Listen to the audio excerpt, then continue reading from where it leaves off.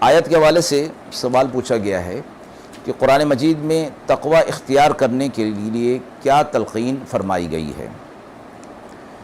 قرآن کریم کا اسلوب اور ترتیب یہ ہے کہ جہاں کوئی بھی ایسا حکم دیا جاتا ہے کہ جس کے کرنے میں کوئی محنت اور مشقت ہوگی تو اس حکم کو آسان کرنے کی ترتیب بھی بتا دی جاتی ہے۔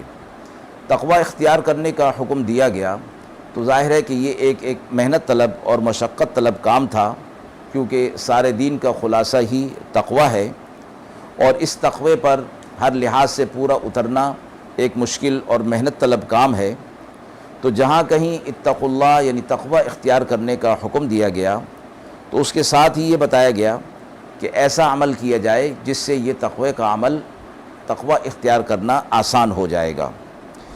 یہی اس کی نظیر یہ آیت بھی ہے کہ اتقوا اللہ کے بعد فرمایا گیا کہ قولوا قولا سدیدا، کہ ایسی بات کہو کہ جو بالکل سیدھی اور درست ہو، اور یہ فرمایا کہ ایسا عمل بھی چھوڑ دو جو اللہ کے نیک بندوں کو ایذا اور تکلیف دینے والا ہو۔ جب یہ کام کر لو گے تو تقوی اختیار کرنا تمہارے لیے آسان ہو جائے گا۔ وآخر دعوانا ان الحمد للہ رب العالمین۔